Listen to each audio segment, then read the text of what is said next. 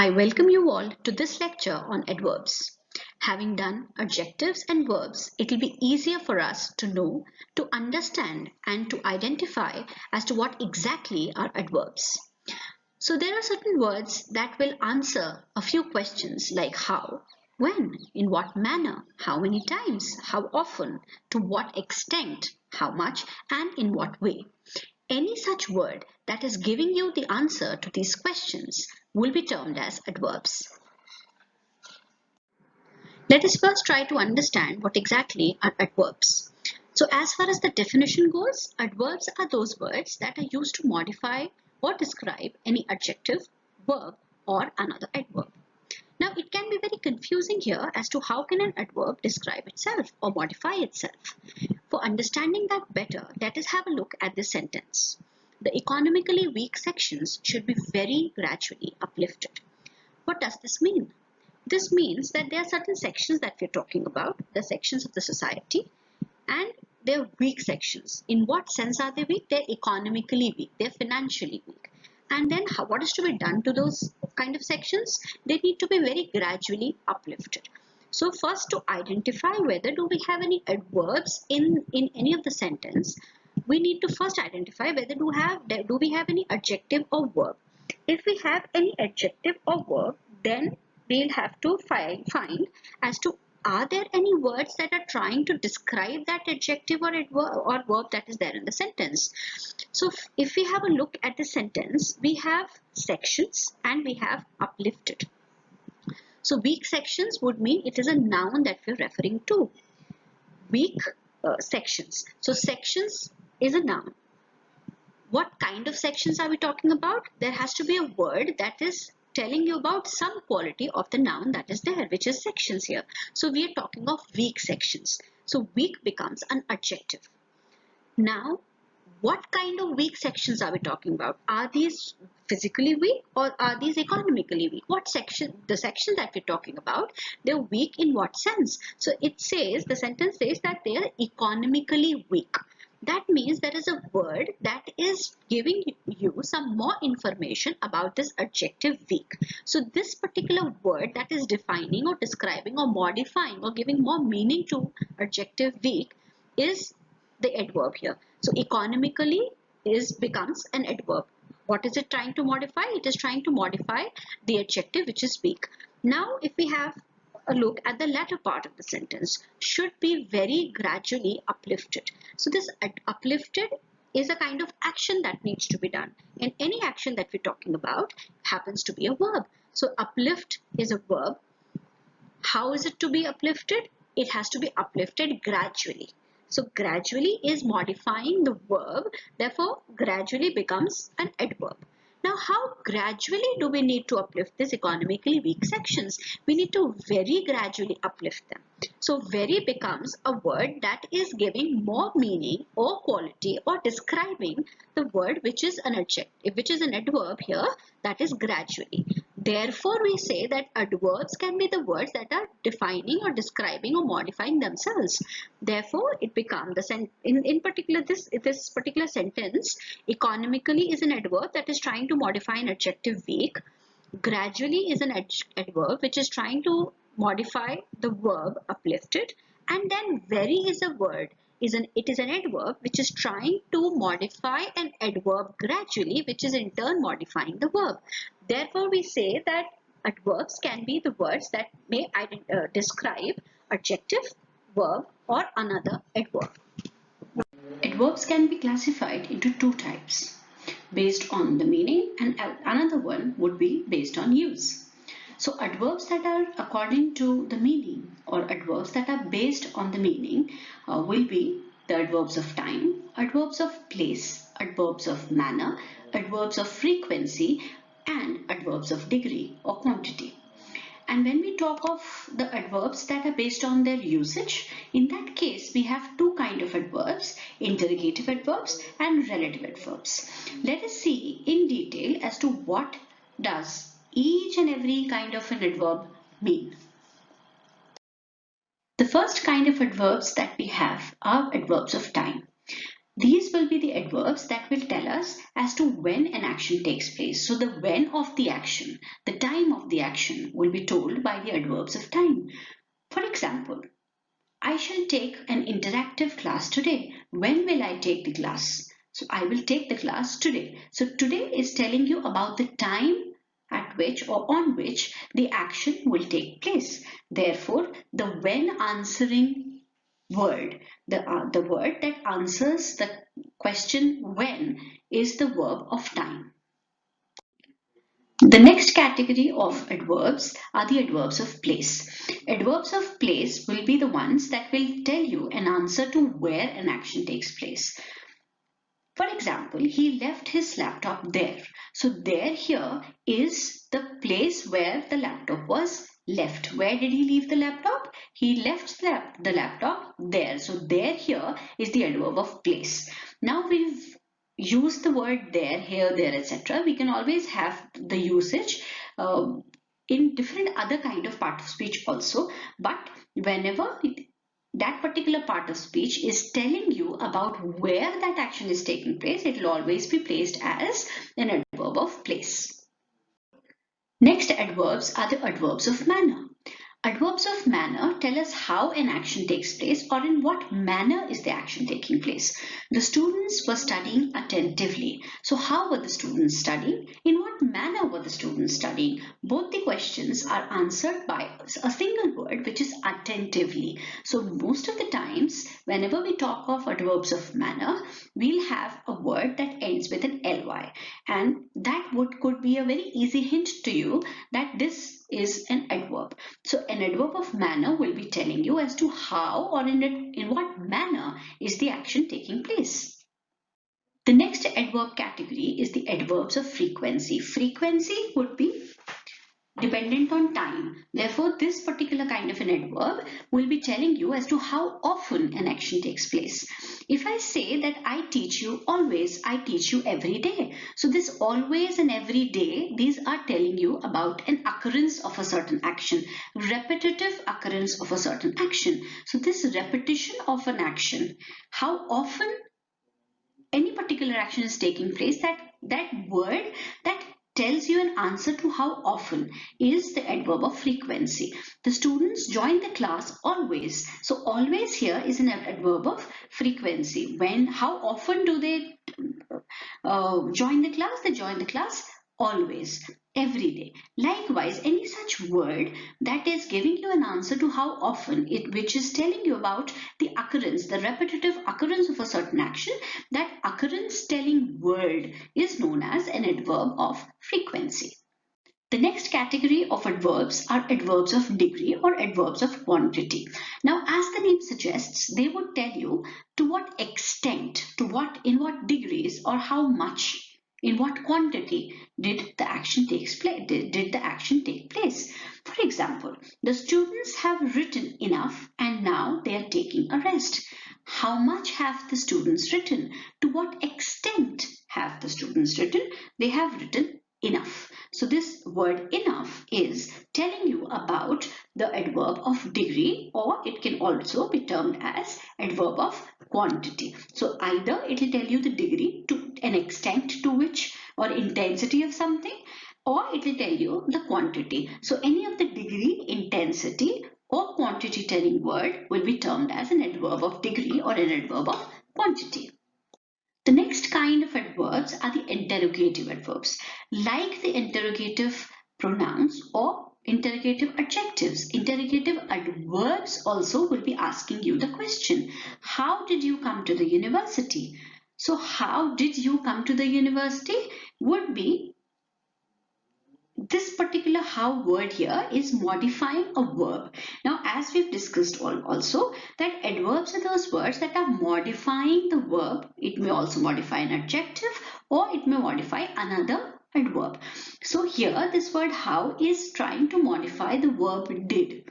Is trying to modify the verb, come. So it is though placed just before the verb did, which here can be easily mistaken as a pronoun, but it is not trying. Had it been a pronoun, it would not have tried to change or modify any particular other part of speech. It would have directly asked you a certain kind of a question. But then this question says, how did you come to the university? So there are two kind of verbs involved. One is did and the other is come. And here the word how is telling you about, or is maybe pointing out at the verb come. How did you come? Means it is trying to modify the verb, the main verb, the action verb, which is come. Therefore, this how word, though, is placed near to the verb, but it is not modifying that word. It is modifying some other verb in the sentence. Therefore, it is termed as an adverb, interrogative adverb. So the word asking questions, the question asking words will be the same, but they will be definitely asking or modifying some other part of speech. It could be a verb, it could be an adjective or an adverb for that matter, wherein these particular words, if used as a pronoun, they would not be modifying any other part of speech. They would just be asking questions having placed very close to a particular verb. So here we don't have to get confused with adverbs or pronouns. If it is a pronoun, it will not modify any other part of speech. If it is an adverb, it will try to modify some other part of speech, though the placement of interrogative adverbs and interrogative pronouns is the same. They are all, both the categories, the words will be placed very near to the verb. The last kind of adverbs that we have are relative adverbs. Relative adverbs will try to refer to an antecedent, also simultaneously modifying some words of the sentence. And what will be these words? These words will be adjectives or verbs or any other adverb.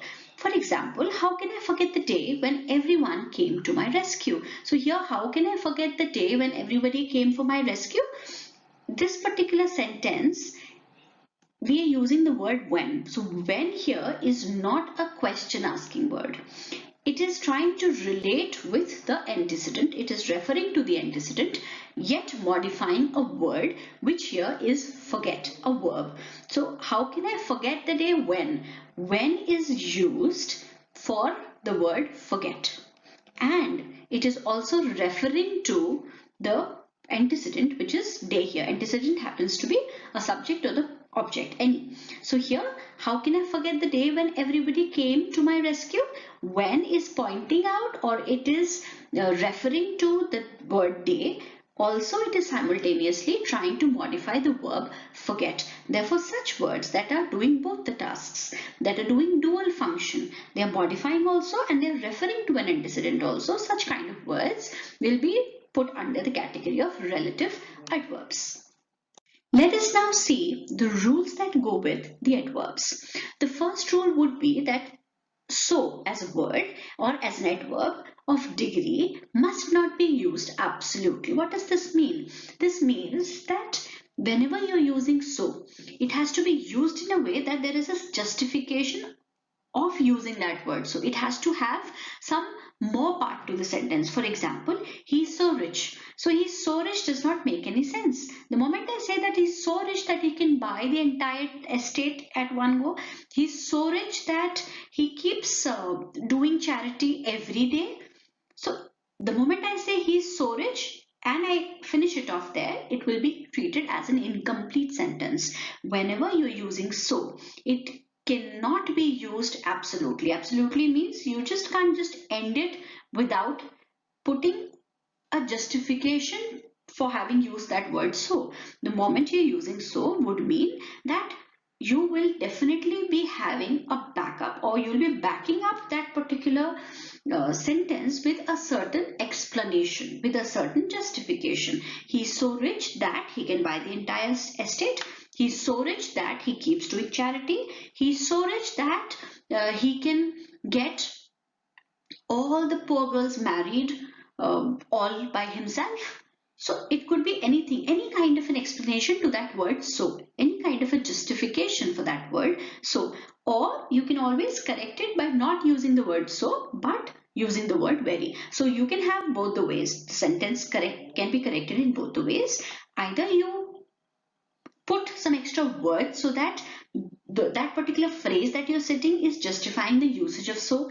If that not be the case, then you need to replace that word so with the word very. He's very rich. The next rule that we have for adverbs is that should not be used instead of so as an adverb. That will be treated as incorrect. For example, he went only that far. So he went only that far does not have any kind of a meaning.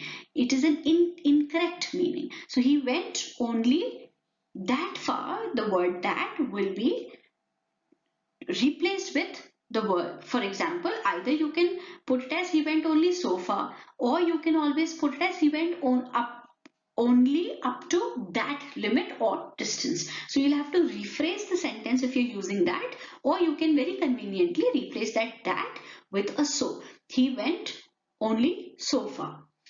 Other sentences that may have that used as an adverb. In general, that, this, these, those, we've done these words as demonstrative pronouns or demonstrative adjectives wherein they were pointing out at something. Here we are using the word that not in that sense. It is not a demonstrating thing. So did he go that far? It is an interrogative adverb. He did not go that far. It is a negative kind of an adverb there. So here that can be used as an adverb, but either in interrogative sense or in negative sense, but it cannot be used instead of so. So you can always put that sentence as either he went only so far, or you can put it as he went only up to that limit or that distance. Now the third rule says that the adverb to should not be used instead of very or much, and vice versa. To would mean more than enough. That is why we say that it cannot be used in place of very or much. The moment you're using to, it would mean whatever amount or whatever thing that is required, you have it more than that. So he is too boring, he's too intelligent, does not make any sense. He's too boring means he's more than enough boring, which would not definitely mean anything. Therefore, you'll have to replace that to with a very. He is very boring. The moment you're putting it as to, in that case, you'll have to again, like the way we did it with so, we need to back it up with something. He is too boring to go for a movie late night.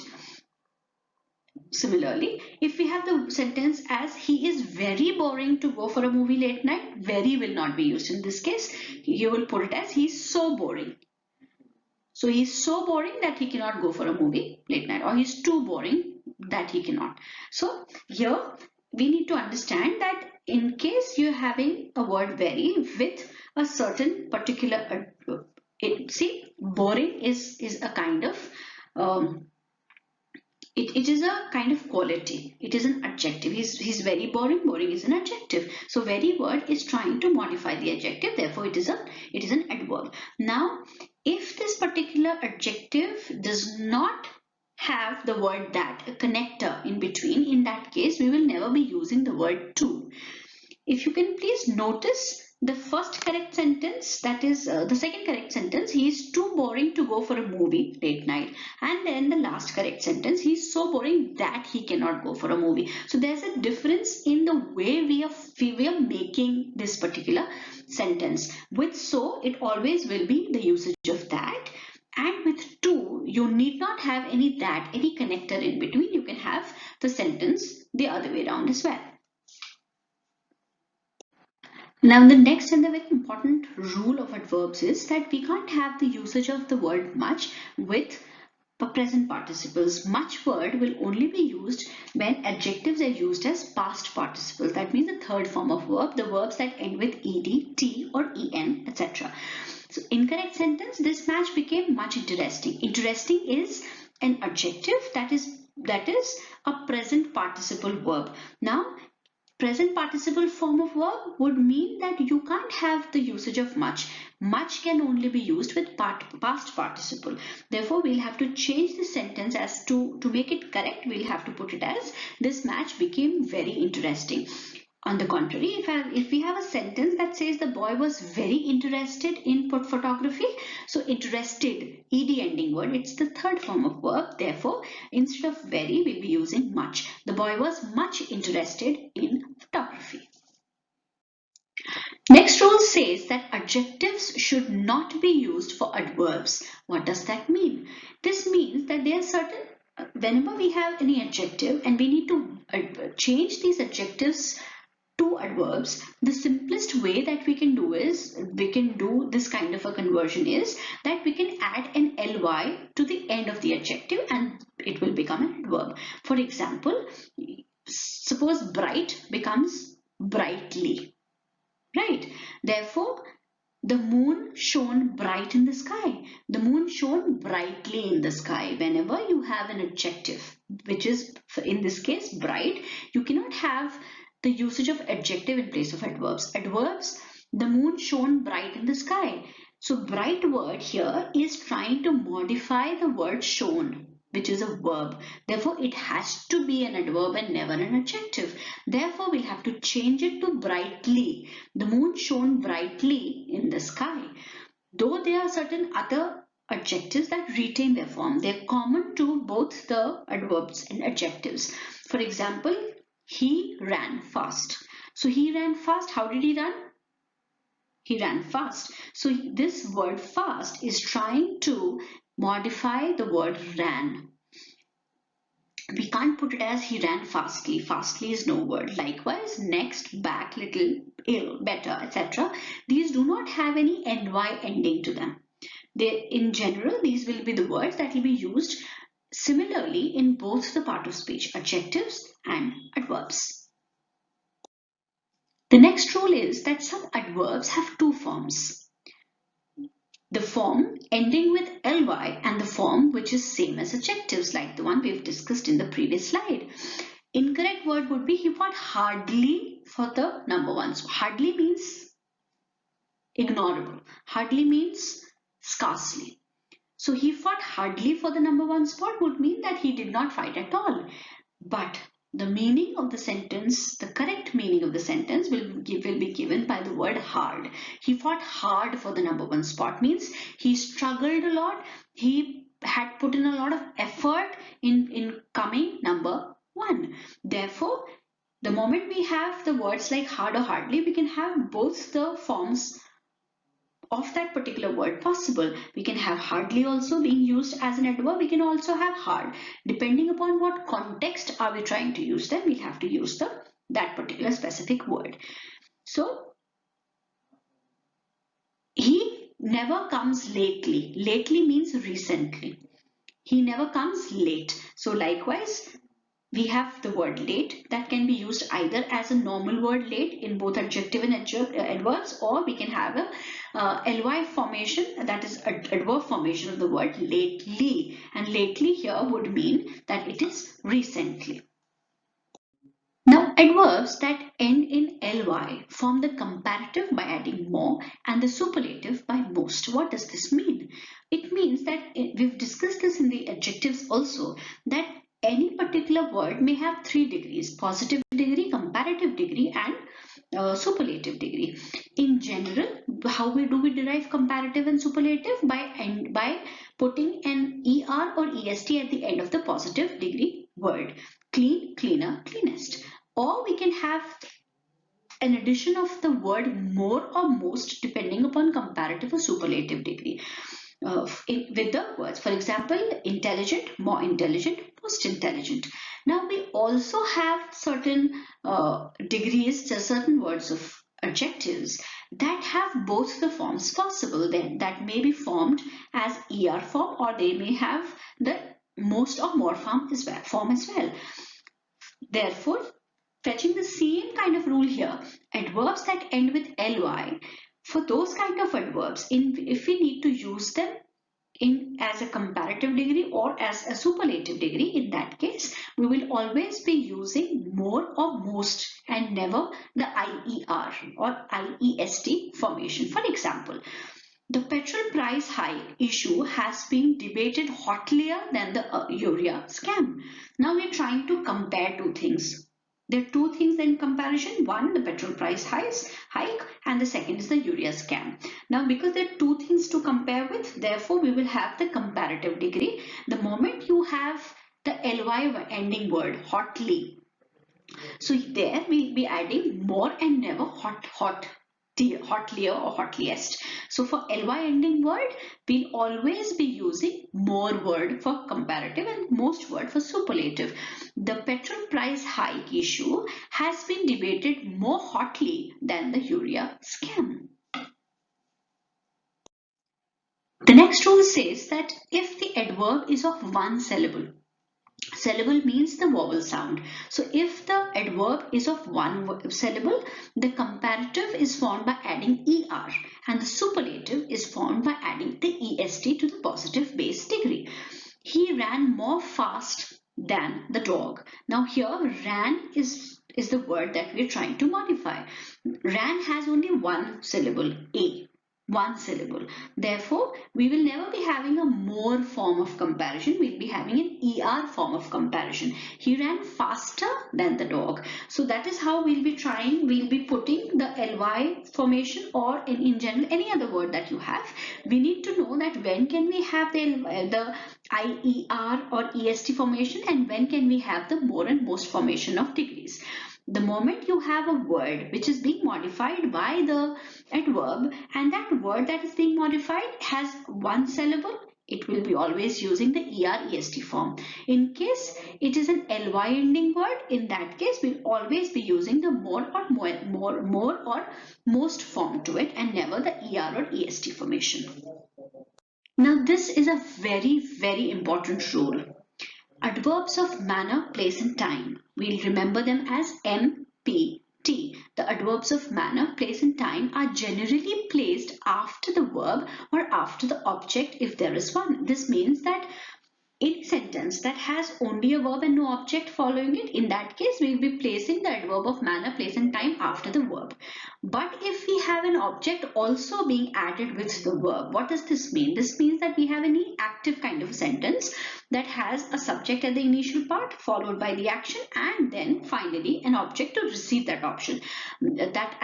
So in case we have a transitive verb involved, in that case your transitive means the action is getting transferred from subject to object. There is a presence of object in the sentence. In such cases the adverbs of manner, place and time are placed after the object. But if we have an intransitive verb wherein the action is not getting transferred because there is no object, for such cases the adverbs of manner, place and time will be placed just after the verb. The sun is brightly shining. Now who's shining? The sun, right? So here we don't have any object. On whom is the sun shining brightly? We don't have an answer to that. Therefore, here the word brightly, which is an adverb, will be placed just after the verb shining. The sun is shining brightly. The moment I have a sentence as the sun is brightly shining on you, now I have a verb which is shining. I also have an object to receive that action which is you. So the sun is brightly shining at you will be corrected as the sun is shining at you brightly. So whenever we have an object in the sentence, the adverbs will be placed after the object. If you don't have an object, then in that case you'll be placing the adverb just after the word it is trying to modify the verb. He wrote last year a book. What did he write? He wrote a book. So here wrote is the action, book is the object, and he is the subject. Therefore, we will be putting the last year, which is an adverb, at the very end. He wrote a book last year. We will never put it as he. We will never be putting this last year in the adverb with or just after the verb. It has to be after the object if at all the object is present. Next rule says that whenever there are two or more adverbs after a verb, or it may also have an object in that case, the normal order that we follow is first after the verb or after the object we'll be placing the adverb of manner, then the adverb of place, and finally we'll be putting the adverb of time. So this rule is known as MPT rule, that whenever you have two or more than two adverbs in a sentence, in a single sentence you have two or more than two adverbs, in that case if it has only a verb with no object, the order of placing these adverbs that are there in the sentence will be first manner followed by place, finally we'll be placing the time. In case it has an object, then after the object, it will again be first manner, then place, and then time. For example, I did the assignment yesterday diligently at home. Now, I did the assignment yesterday diligently at home. Did is the verb. Yesterday is the time telling adverb. Diligently is the quality, manner telling adverb. At home is the place telling adverb. So we have three adverbs here. One is yesterday, which is telling you the time. Then is diligently, which is telling you the manner, and then home, which is telling you the place. So the correct order of placement of these adverbs, when the adverbs are two or more in a sentence, will be first the manner, then the place, then the adverb, then the time. Therefore, I did, that is the verb, the assignment object. First is manner, diligently. Second is place, at home. Third is time, yesterday. So I did the assignment diligently at home yesterday would be the corrected sentence. So we need to always remember that when there are multiple adverbs, then their order of placement will be first manner, then place, and then time. You can remember that with MPT. The adverbs of frequency and most of the adverbs of quality are. Now there are certain rules that go with the adverb of frequency and adverbs of quantity. What are those kind of rules? First, normally these kind of adverbs, the frequency and quantity driven adverbs, will be put between the subject and the verb if the verb consists of any one word. Put after first word if there are more than two words in the verb. Put after the verb if the verb is am, are, is, was, were, or put after an auxiliary or a form of the verb be when the adverb is stressed. Be means is, am, are, was, were, etc. He comes home often, late often. So he comes home late often. Now we need to notice that often here is the frequency telling adverb. How often? Often means frequently.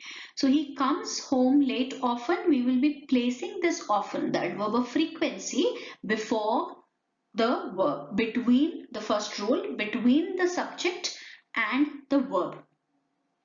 So between the subject and the verb would mean he often comes home late.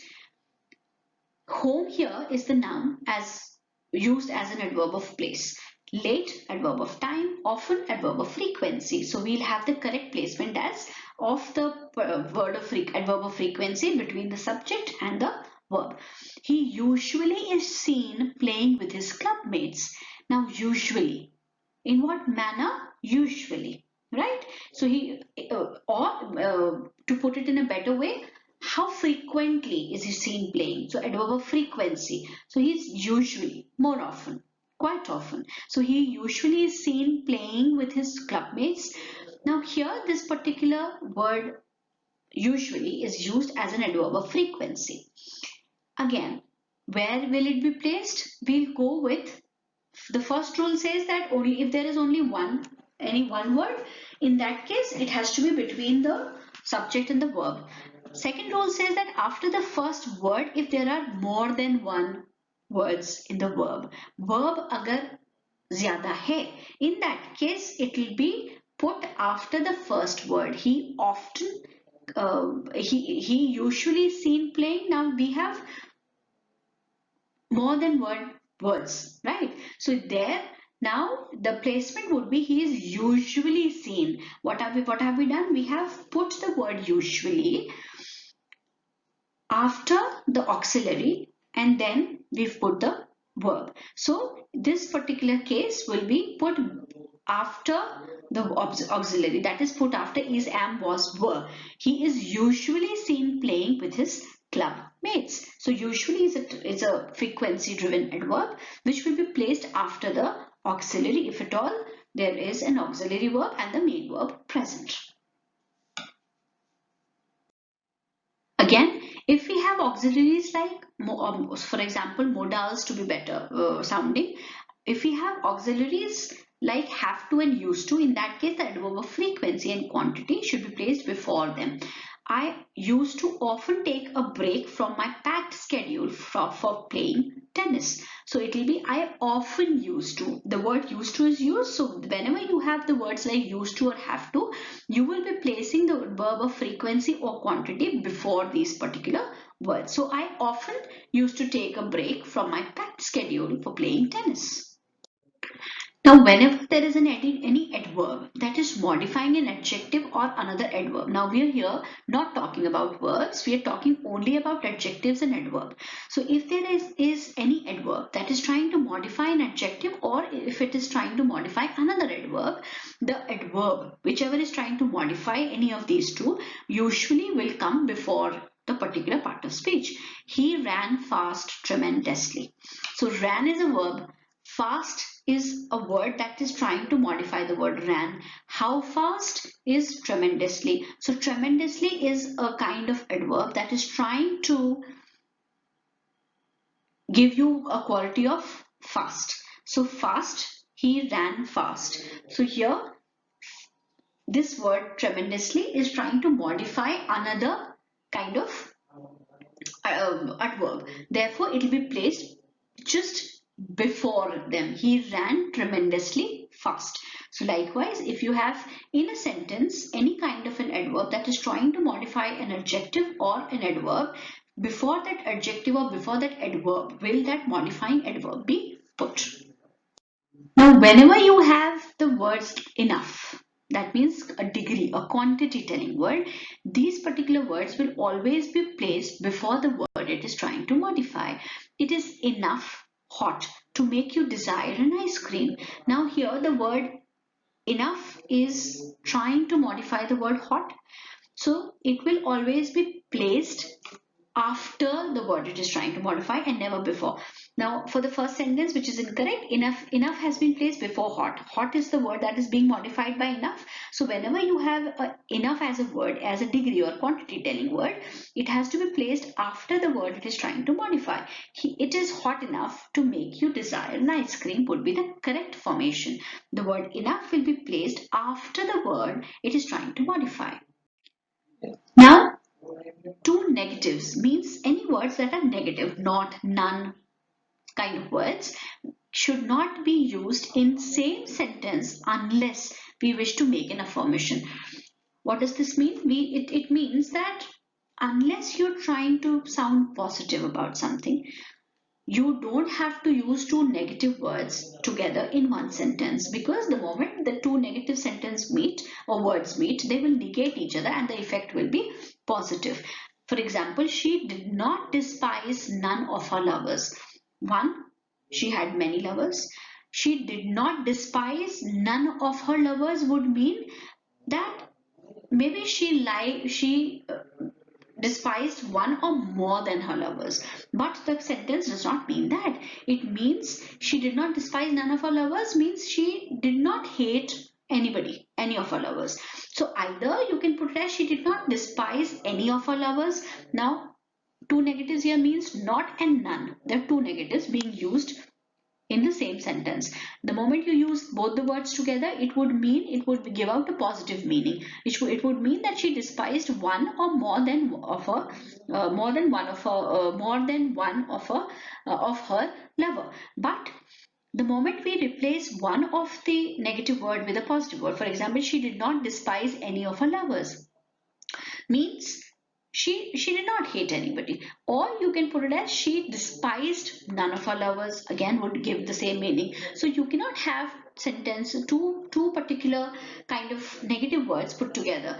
It will, the moment you put the two negative words together, it will change the meaning of the sentence altogether. The next one says that else should never be used for never. She seldom or ever has sweet talks with her brother. Now, ever means always, never means nearly, none. Seldom means rarely, often means quite a lot of times. So she seldom or never has sweet talks. You can't have two contradictory words used together. So she seldom or never has sweet talks with her brother, or she often or ever could be one of the ways of putting it again. So seldom means rarely. Never also is equivalent to that. So she seldom or never has sweet talks with her brother. The next rule says that else should not be followed by but. It is nothing else than fatigue. Now, whenever you have a sentence with the usage of else, that else always and always has to follow but and never than. It is nothing else than fatigue will be incorrect. It will be it is nothing else but fatigue. So with the word else, we will always be using the word but and never than. The next rule says that never should not be used for not. She met her friend after a long time and her friend never recognized her. So here you can't have the usage of the word never. It has to be not. She met her friend after a long time and her friend did not recognize her. So with all the rules that we've done so far for adverbs, we come to the end of the topic. In case you have any kind of doubts, we can always discuss them during the interactive sessions. Please note down your doubts so that you don't forget to get them clarified. Thank you so much.